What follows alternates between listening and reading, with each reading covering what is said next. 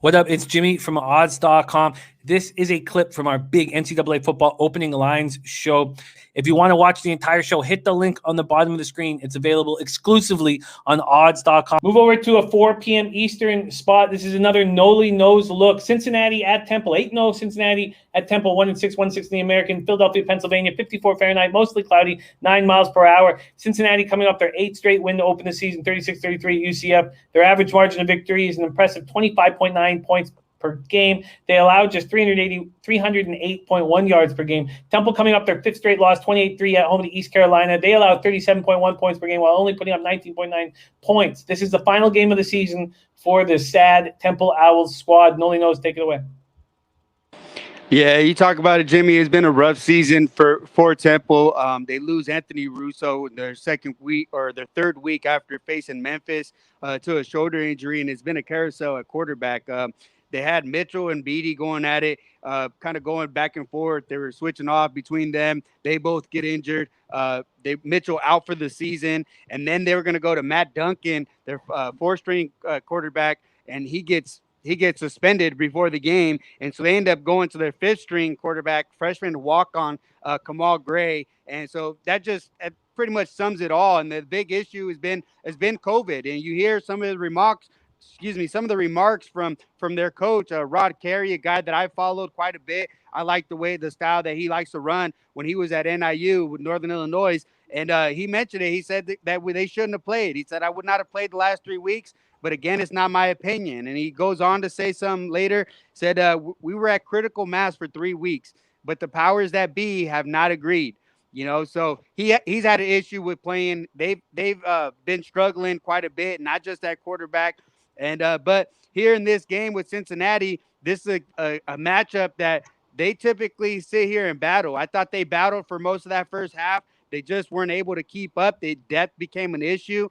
And the biggest thing when I read this article going back to November 16th, Rod Carey talks about Anthony Russo, and he talks about how he was out with the shoulder injury for 2 weeks, but since after that, he's out because of COVID, and he should be getting off the COVID list today, according to him. And so when I see this number, when you look at Cincinnati's a great team, and they've been great all year. But here, this is too big of a number, especially if you're getting Anthony Russo back. Over 35 points in this game, to me, is where I'm trying to grab it before any news comes out, because I do expect him to be playing here. So I'm taking Temple plus the 35.5. Very, very interesting look from Nolly Knows. John Ryan, American battle here, Cincinnati Temple. That's a great analysis, Nolly. It really is. I'm ready to go to the window right now too. I was looking at odds of when Temple's been a home dog of 30 or more points, and the last time it happened was 2013 at home against Louisville, and they covered easily, losing the game 30-7. Way back in 2007, they played Connecticut, believe it or not, as a 30-point underdog. Hard to imagine Connecticut being favored by 30 in this day. But back in 2007 they were, and they actually almost won the game. It was 22-17 final. So there's not much history there other than, when you get this many points at home, and the team is in disarray right away, or they just aren't very good. More times than not, it's problems, coaching, firings, whatever, bad seasons. But in this case, I think Nolly's right on the noggin here with this one. And I actually had the power ratings Cincinnati at 24.5. So there is, I like this. This is trading to me now. You're getting a great line, and then you're expecting news on top of it. And if that happens, that line, I don't think it'll be in the 30s anymore. Do you, Nolly? If that news comes out with Russo coming out, I expect that line to plummet. I expect it to get, and that's a big reason I want to jump on it now, and I mean, still save a little bit for later too, like we always mention. Like, I love that theory that you try to push as well. I'm with you. CMac, anything to add, Cincinnati Temple?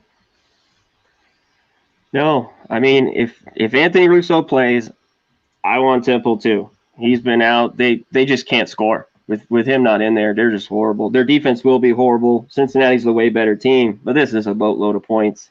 If he's out, they could cover this. Temple's that bad, even at this big number. So yeah, I agree with you. If Russo's a go, he'll this team will score with him in there. With him out, they're just horrible because they got a bad defense. They can't move the ball. So he's a big deal. He was a big deal with me betting on him early in the year, and he's been out. So I've been off Temple because of it. I just stayed away. But if he's in, yeah, I like it. It's way too many points. Hey, Jimmy, I just thought of this too, and it's pretty obvious. If you get 36 now and Russo plays and it goes to, let's say 29 for argument's sake, that gives you a great chance to buy it back. Oh, yeah. You have a huge window to cover both sides then with 10% risk. Yeah, I don't think it goes that far, though. I mean, that's a lot. That's a lot. I was just saying, like, yeah. I think it drops, though. We're more with him in the game than without. Yeah. And should it do that? I mean, it's if he plays, it'll be interesting to see how far it goes down. That's for sure.